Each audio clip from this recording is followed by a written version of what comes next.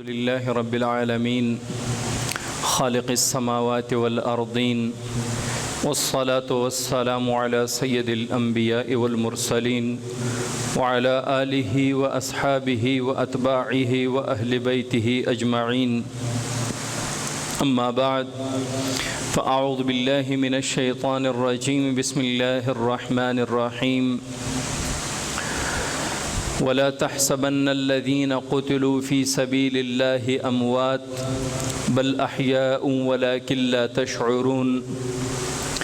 وقال النبي صلى الله عليه وسلم لو كان بعدي نبي لكان عمر بن الخطاب. وقال عمر بن الخطاب رضي الله تعالى عنه في دعائه اللهم ارزقني شهادة في سبيلك واجعلني موتا في بلد رسولك. صدق الله العظيم وصدق رسوله النبي الكريم ونحن على ذلك لمن الشاهدين والشاكرين والحمد لله رب العالمين. محترم معزز سامعین، محرم الحرام کا مہینہ شروع ہو چکا ہے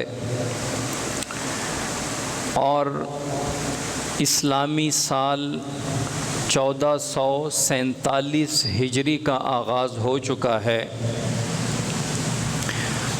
ہجری کا تعلق چاند کے ساتھ ہوتا ہے، عیسوی کا تعلق سورج کے ساتھ ہوتا ہے، چونکہ سورج پورا سال اپنے ایک ہی مدار میں رہتا ہے. اس وجہ سے انگریزی مہینوں یا عیسوی ماہ و سال میں تبدیلی نہیں آتی. جو مہینہ جتنے دن کا ہوتا ہے ہمیشہ اتنے ہی دنوں کا ہوتا ہے. اگر کوئی مہینہ 28 دن کا ہے تو وہ ہمیشہ 28 دن کا ہی رہتا ہے. اگر کوئی مہینہ 31 دن کا ہے انگریزی مہینہ تو وہ ہمیشہ 31 دن کا رہتا ہے. اس میں کمی بیشی تبدیلی وہ نہیں آتی. اور قمری سال کا اور قمری مہینوں کا تعلق چونکہ چاند کے ساتھ ہے تو چاند کبھی 28 دن کا، کبھی 29 دن کا، کبھی 30 دن کا، کبھی 31 دن کا ایسے ہوتا ہے، لیکن معین نہیں ہوتا. کبھی رمضان المبارک 30 دن کا ہوگا، کسی سال رمضان المبارک 29 دن کا بھی ہو سکتا ہے، کسی سال محرم 30 دن کا بھی ہو سکتا ہے، کسی سال محرم کا مہینہ جو ہے وہ 29 دن کا بھی ہو سکتا ہے. یعنی قمری مہینہ جو ہے وہ تبدیل ہوتے رہتے ہیں. ہر سال وہ ایک ہی عدد کے دنوں پر منحصر نہیں ہوتا. اس کا فائدہ یہ بھی ہے کہ اللہ تعالی ہر خطے کے لوگوں پر ہر قسم کا مہینہ ہر قسم کے موسم میں عطا فرماتا ہے. مثال کے طور پہ یہاں پنجاب ہے، پنجاب میں رمضان المبارک کا مہینہ سخت سردیوں میں بھی گزرا ہے اور پھر چلتے چلتے گرمیوں میں داخل ہوا، پھر سخت گرمیوں کے روزے بھی نکلے. اب الحمدللہ دوبارہ رمضان المبارک جو ہے وہ سردیوں کی طرف آ رہا ہے. یعنی جو مہینہ جس موسم میں آتا ہے اسلامی ماہ و سال قمری مہینوں کے لحاظ سے 26 سال بعد پھر وہ مہینہ اسی موسم میں آتا ہے. اگر کسی سال رمضان المبارک کا مہینہ جنوری میں آتا ہے تو دوبارہ یہ 26 سال کے بعد یہ مہینہ رمضان المبارک کا وہ جنوری میں آئے گا. یعنی ہر سال 10 دن کا فرق پڑتا ہے. تو یہ اللہ کریم کا نظام ہے. چاند بھی اللہ کا، سورج بھی اللہ کا، لیکن عیسوی سال کی ابتدا حضرت عیسیٰ علیہ السلام کی ولادت سے ہوئی. یہ جو 2025 چل رہا ہے یہ حضرت عیسیٰ علیہ السلام کی ولادت کے 2025 سال ہو گئے. اور ہجری سال حضور صلی اللہ علیہ وسلم کی ہجرت سے ابتدا ہوئی۔ آپ صلی اللہ علیہ وسلم نے جب مکہ میں 53 سال گزارے اور 53 سال کے بعد مدینہ منورہ کی طرف ہجرت فرمائی، تو اس ہجرت کے دن کو ہی قمری مہینہ قمری سال کی ابتدا ہوئی۔ اس کا مطلب ہے یہ 1447واں سال جو شروع ہوا ہے، یہ 1446 سال ہجرت کے پورے ہو چکے ہیں۔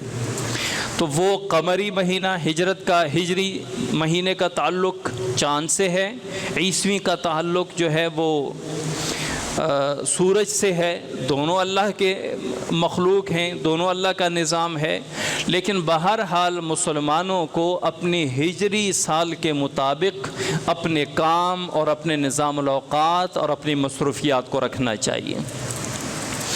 ایک محتمم صاحب نے لکھا ہے کہ میں ہجری مہینے کے مطابق اپنے پورے عملے کو تنخواہیں دیتا ہوں، ہجری مہینے کے مطابق، یعنی یہ نہیں کہ 1 جنوری شروع ہو گئی تو تنخواہیں چلی گئی، 1 فروری، ایسا نہیں، 1 محرم کو تنخواہیں دیتا ہوں، 1 صفر کو تنخواہیں دیتا ہوں، یعنی ہجری مہینے کے مطابق۔ ایک فائدہ تو اس کا یہ ہے کہ ہم اسلامی ہجری مہینے کو فالو کر رہے ہیں، اور دوسرا فائدہ اس نے یہ لکھا ہے، کیونکہ وہ بڑا مدرسہ ہے، ان کا لاکھوں میں ان کی تنخواہیں ہیں، کہتے ہیں کہ 26 سال بعد 1 سال مجھے مفت ملتا ہے، یعنی 1 سال کی مجھے بچت ہوتی ہے۔ اللہ تعالیٰ نے چاند کے ساتھ ایسا ایک نظام جوڑا ہوا ہے۔ بہرحال لیکن یہ کم از کم ہمارا ہجری سال کا آج 2 یا 3 دن ہے محرم الحرام کا، تو ہمیں اس طرف 1 محرم ہے شاید، تو محرم الحرام کا مہینہ بڑی فضائل اور بڑے واقعات سے مزین ہے۔ اسلامی تاریخی بڑے بڑے واقعات اس محرم کے مہینے میں ہوئے ہیں، لیکن چونکہ ہمارے لیے یہ نیا سال ہے، جس طرح ہر نئے دن کے ساتھ ہمارے نئے ارادے، نئے ولولے، نئے جذبے اور نئے جذبات ہوتے ہیں، آج میں نے یہ کام کرنا ہے، آج میں نے یہ لسٹ مکمل کرنی ہے، ٹو ڈو کا جو لسٹ ہوتا ہے آج کل موبائل میں بھی آتا ہے، تو اسی طرح ایک مسلمان کو ہر اسلامی مہینے کی شروعات ان ارادوں اور ان جذبات کے ساتھ کرنا چاہیے کہ میں نے 1447 کا سال کیسے گزارنا ہے۔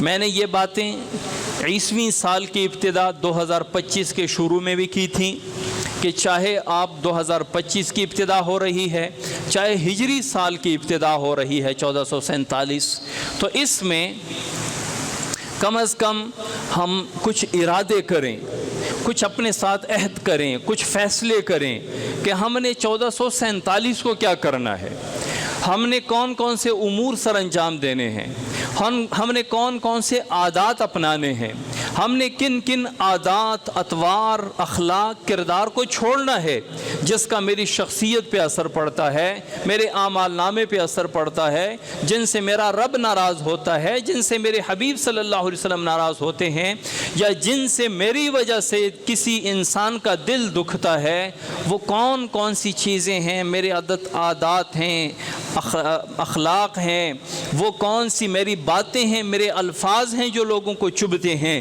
میں نے اس سال ان سب کا صفایا کرنا ہے، میں نے صفایا کرنا ہے، میں نے کھرے عادات کو الگ کرنا ہے، کھوٹے عادات کو الگ کرنا ہے، میں نے کچھ ایسے امور کو چھوڑنا ہے جو میری شخصیت پر منفی اثر ڈالتے ہیں۔ آپ جس بھی فیلڈ میں ہیں، آپ علم کی فیلڈ میں ہیں، آپ بزنس کی فیلڈ میں ہیں، آپ ملازمت کی فیلڈ میں ہیں، آپ ویلفیئر کی فیلڈ میں ہیں، آپ جس بھی میدان میں ہیں، ہر میدان میں کچھ نہ کچھ زندگی میں ترامیم لازمی ہوتی ہیں، چاہے وہ بہت بڑے سے بڑا اللہ کا ولی ہی کیوں نہ ہو، لیکن وہ پرفیکٹ نہیں ہے۔ پرفیکٹ صرف اللہ کی ذات ہے، معصوم صرف انبیاء ہیں۔ الانبیاء کے بعد صحابہ محفوظ ہیں، اور صحابہ کے بعد کسی کے اعمال کی حفاظت کی کوئی گارنٹی نہیں۔ ہم نے کچھ چیزوں کو اگنور کرنا ہے۔ جب ہمیں پتہ ہے کہ ہم پرفیکٹ نہیں ہیں، پورے نہیں ہیں، کامل اکمل مکمل نہیں ہے، کمی کوتاہیاں ہیں، تو ان کمی کوتاہیوں کو ہم نے کیسے پورا کرنا ہے؟ حضرت آدم علیہ السلام نے اپنے بیٹے حضرت شیث علیہ السلام کو وصیت فرمائی، اور ساتھ یہ بھی فرمایا کہ اپنی اولاد کو بھی یہ وصیت کرنا۔ پہلی وصیت فرمائی کہ دنیا پر کبھی بھی مطمئن نہ ہو جانا، کبھی بھی دنیا پر مطمئن نہ ہونا کہ مجھے بس جو دنیا، پیسہ، دولت، گھر بار، اور جو میری شہرت، میرا نام، میری عزت جو مجھے مل گئی، اب مجھے پریشان ہونے کی ضرورت نہیں ہے۔ کبھی بھی دنیا کی دولت، عزت، شہرت، پیسہ، سہولت، نام، عہدہ، اس پہ کبھی مطمئن نہیں ہونا، کیونکہ مجھے جنت جیسی دولت مل گئی، میں اس پر مطمئن ہو گیا تو مجھے وہاں سے نکلنا پڑ گیا۔ جنت جیسی نعمت بھی اگر انسان سے واپس لی جا سکتی ہے تو دنیا کی دولت کیا ہے، یہ واپس لی جا سکتی ہے۔ دنیا کی شہرت کیا ہے، یہ واپس لی جا سکتی ہے۔ دنیا کی عزت کیا ہے، یہ عزت ذلت میں تبدیل ہو سکتی ہے۔ دنیا کی نیک نامی کیا ہے، یہ دنیا کی نیک نامی بدنامی میں تبدیل ہو سکتی ہے۔ کبھی بھی دنیا پر مطمئن نہ ہو جانا کہ میرا کاروبار اب ٹھیک ہو گیا، میں نے اپنا گھر بنا لیا، میں نے گھر کے لیے گاڑی لے لی، میرا اپنے شہر، علاقے، ملک، ملت میں اچھا نام ہے، مجھے اچھا عہدہ ملا ہے، لہٰذا اب مجھے قسم کی پریشانی کی ضرورت نہیں ہے۔ حضرت آدم علیہ السلام نے حضرت شیث علیہ السلام سے فرمایا کہ کبھی بھی دنیا پر مطمئن نہ ہو جانا۔ ہم نے بادشاہوں کو گدا ہوتے ہوئے دیکھا ہے، ہم نے عزت والوں کو ذلیل ہوتے ہوئے دیکھا ہے، ہم نے تخت پہ بیٹھے ہوئے لوگوں کو سڑک پر مانگتے ہوئے دیکھا ہے۔ کبھی اس پر مطمئن نہ ہونا، اور فرمایا کہ کبھی عورت کی خواہشات پوری نہ کرنا، عورت کی ہر خواہش پوری نہ کرنا۔ عورت ناقص العقل، ناقص الوراثت، ناقص العبادت ہے۔ عورت کی عقل بھی مرد کے مقابلے میں کمزور ہے، عورت کی عبادت بھی مرد کے مقابلے میں کم ہے۔ ماہواری آتی ہے، ان دنوں کی عبادت کم ہو جاتی ہے، اور ناقص الوراثت ہے، ایک دو عورتوں کی وراثت ایک مرد کے برابر ہے۔ تو ان کی ہر بات، ہر خواہش اگر آپ پوری کریں گے تو یہ آہستہ آہستہ ایسی خواہشات کا مطالبہ بھی کرتی ہیں، ایسے خواہشات کی تکمیل کا مطالبہ کریں گی کہ جو آپ کو اللہ کی نافرمانی تک لے جائیں گی۔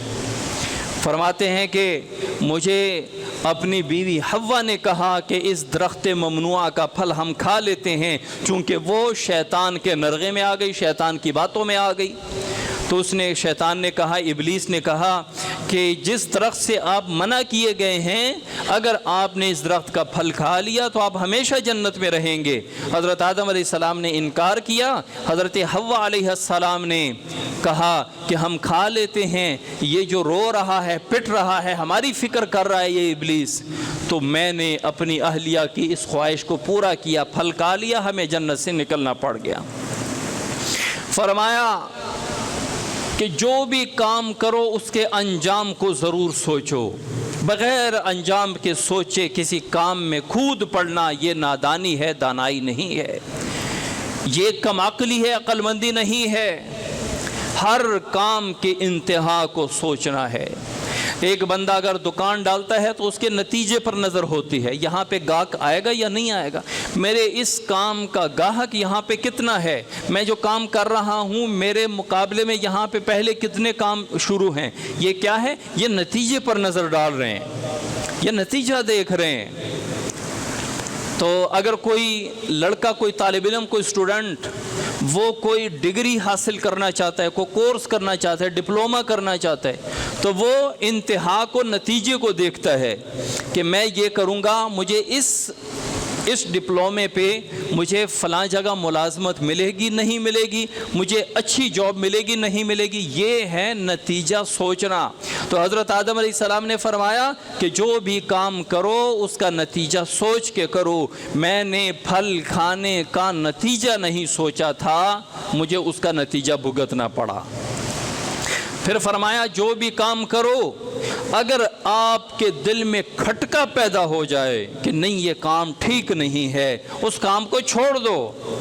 فی الحال اگر آپ کو اس کام کے بارے میں کوئی نقصان نظر نہیں آ رہا، لیکن جو دل میں کھٹکا ہے، یہ بعد میں ضرور آپ کو یقین ہو جائے گا کہ واقعی جو میرے دل میں کھٹکا پیدا ہوا تھا، میرے دل میں بے چینی پیدا ہوئی تھی، یہ بے چینی یہ کھٹکا بجا تھا، مجھے کام وہی اسی وقت چھوڑ دینا چاہیے۔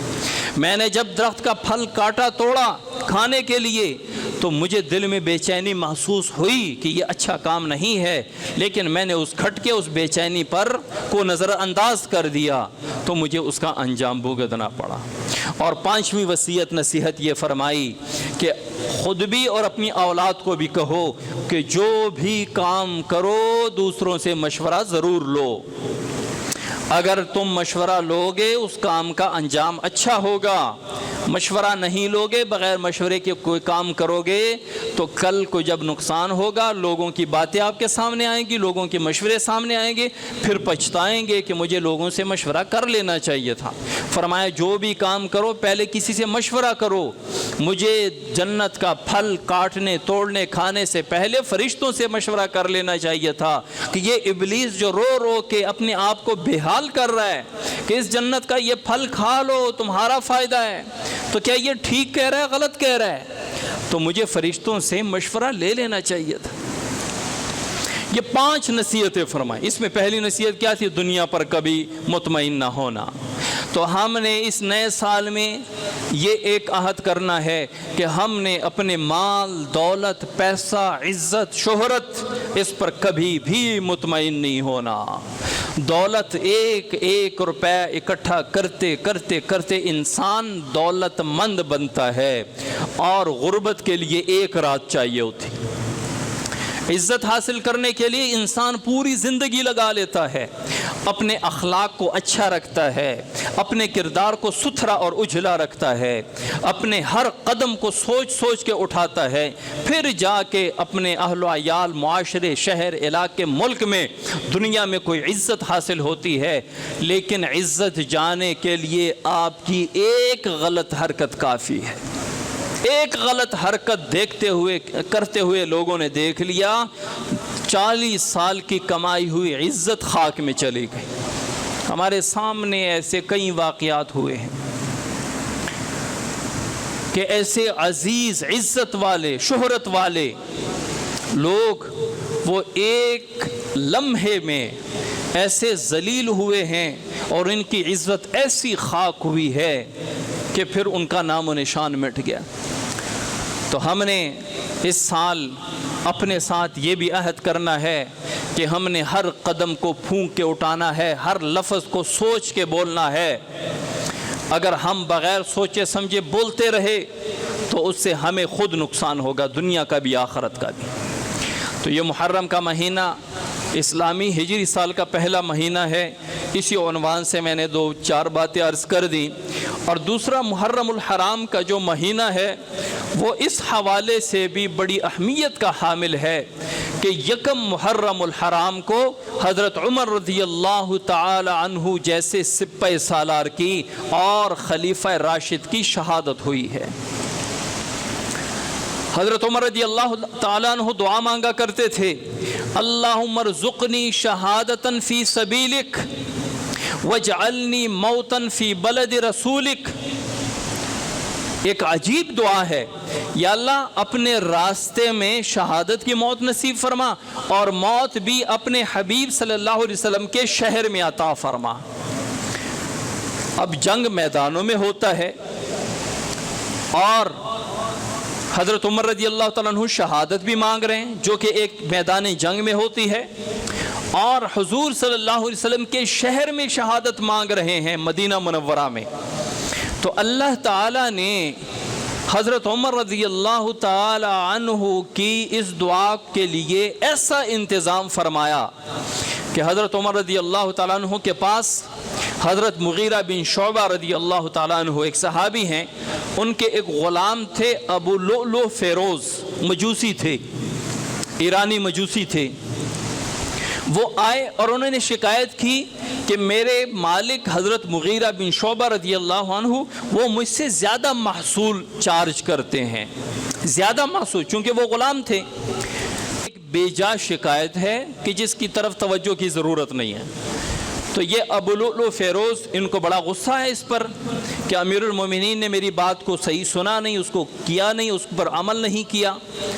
تو انہوں نے ایک خنجر لیا اور مہلک قسم کے زہر میں 3 دن تک اس کو ڈبوئے رکھا، اور 3 دن کے بعد وہ خنجر لیا اور فجر سے پہلے وہ محراب میں، مسجد نبوی کے محراب میں جا کر چھپ گیا۔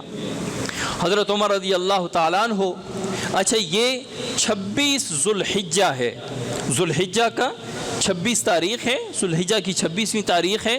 حضرت عمر رضی اللہ تعالیٰ عنہ خلیفہ راشد بھی ہیں اور امام بھی ہیں۔ آگے بڑے مصلی پر، جب اللہ اکبر کیا اور نماز کے لیے نیت باندھی، ابو لؤلؤ، چونکہ اندھیرا تھا، لائٹنگ یہ سسٹم تو تھا نہیں، تھوڑی بہت جو روشنی ہوتی تھی دیا سلائی یا اس کی چراغ کی، تو وہ ابو لؤلؤ فیروز خبیث وہاں سے نکلا اور 3 خنجر حضرت عمر رضی اللہ تعالیٰ عنہ کے پیٹ میں مارے، اور بھاگتا ہوا، خنجر چلاتا ہوا بھاگ رہا تھا اور 13 صحابہ کو زخمی کیا۔ اور جب صحابہ نے ان کو دبوچ لیا اور انہیں پتہ چل گیا کہ میں پکڑا گیا ہوں، تو اسی خنجر سے اس نے خودکشی بھی کر لی اور اپنے آپ کو مار دیا۔ حضرت عمر رضی اللہ تعالیٰ عنہ جب ان کو خنجر لگے تو نماز کی تقوی کا یہ عالم تھا کہ انہوں نے اسی وقت نماز نہیں چھوڑی، بلکہ عبد الرحمن بن عوف رضی اللہ تعالیٰ عنہ کو پکڑ کر اپنے مصلی پہ لائے کہ نماز نہیں توڑنی، جماعت نہ ٹوٹے، اور خود سائڈ پہ بیٹھ گئے۔ نماز مکمل ہوئی، صحابہ جو زخمی تھے وہ بھی پڑے ہیں۔ حضرت عمر رضی اللہ تعالیٰ عنہ نے حضرت عبداللہ ابن عباس رضی اللہ عنہ سے پوچھا کہ یہ کون تھا؟ انہوں نے عرض کیا کہ ابو لؤلؤ فیروز، وہ مجوسی حضرت مغیرہ بن شعبہ رضی اللہ تعالیٰ عنہ کے غلام تھے۔ کہا کہ وہ لوہار؟ کہا کہ وہی۔ کہا کہ اللہ اس کو ہلاک کرے، میں نے تو اس کا بھلا سوچا تھا۔ پھر فرمایا حضرت عمر رضی اللہ تعالیٰ عنہ نے کہ الحمدللہ کہ میری موت کسی مسلمان کے ہاتھوں نہیں ہوئی۔ پھر ان کو لایا گیا گھر لا کے جب ان کو نبیذ پلائی گئی تو وہ زخموں کے راستوں سے باہر نکل گیا، پھر دودھ پلایا گیا، وہ دودھ بھی نکل گیا، تو صحابہ کو یقین ہو گیا کہ حضرت عمر رضی اللہ تعالیٰ عنہ شہید ہونے والے ہیں۔ تو یہ 3 سے 4 دن تک پڑے رہے، اور 1 محرم الحرام کو حضرت عمر رضی اللہ تعالیٰ عنہ کی شہادت ہوئی۔ 1 محرم الحرام کو اس عظیم سپہ سالار کی 22 لاکھ مربع میل پر حکمرانی کرنے والا وہ بادشاہ، وہ ملکوں کا بادشاہ، وہ خلیفہ، نماز کے وقت جب گرنے لگے تو نماز نہیں توڑوائی، اور دوسرے صحابی کو اتنے زخمی حالت میں عبد الرحمن بن عوف رضی اللہ عنہ کو آگے کیا۔ اور جب آپ زخمی ہیں، پڑے ہوئے ہیں، لوگ آ رہے ہیں، جا رہے ہیں عیادت کے لیے، کوئی تسلی دے رہا ہے، کوئی آپ کی تعریفیں کر رہا ہے، ایک نوجوان بھی آیا، تو جب وہ جانے لگا حضرت عمر رضی اللہ عنہ اتنے زخمی تھے کہ زخموں سے سارا دودھ پانی نکل رہا ہے جو پیتے ہیں، اور اسی سے شہادت ہو رہی ہے۔ جو وہ نوجوان واپس جا رہا ہے تو اس کو دیکھا، اس کا تہبند یہ ٹخنوں سے نیچے تھا، زمین پہ گھسٹ رہا تھا۔ تو حضرت عمر رضی اللہ تعالیٰ عنہ کسی سے کہا کہ اس کو بلاؤ ادھر۔ وہ آیا تو کہا کہ اللہ کے بندے یہ تہبند اٹھا لو، اس سے آپ کے کپڑے بھی پاک رہیں گے، اللہ بھی راضی رہے گا۔ یہ خلیفہ وقت ہے، شہادت کا وقت قریب ہے، لیکن حضور صلی اللہ علیہ وسلم کی سنت کا خیال ہے۔ جس کے بارے میں رسول اللہ صلی اللہ علیہ وسلم نے فرمایا لو کان بعدی نبی لکان عمر بن الخطاب، اگر میرے بعد کوئی نبی ہوتا تو عمر بن خطاب ہوتا، لیکن میرے بعد نبوت کا دروازہ بند ہے لہٰذا نبی نہیں۔ اور فرمایا کہ میرے 2 وزیر آسمانوں پر اور 2 وزیر زمین پر ہیں۔ جو آسمان کے میرے 2 وزیر ہیں وہ حضرت جبرائیل اور حضرت میکائیل علیہ السلام ہیں، اور جو زمین کے میرے 2 وزراء ہیں، وزیر ہیں، وہ حضرت ابوبکر صدیق اور حضرت عمر فاروق رضی اللہ تعالی عنہما ہیں۔ اسی لیے تو شاعر نے فرمایا وہ جس کی ہر موج سے انصاف کے گوہر نکلے، جس کی ہر موج سے انصاف کے گوہر نکلے، اس گوہر بار سمندر کو عمر کہتے ہیں۔ جس کی ہر موج سے انصاف کے گوہر نکلے، اس گوہر بار سمندر کو عمر کہتے ہیں۔ جن کی افکار کو قرآن بنایا رب نے، جن کی افکار کو قرآن بنایا رب نے، ہم اسی مرد قلندر کو عمر کہتے ہیں۔ وما علینا الا البلاغ المبین۔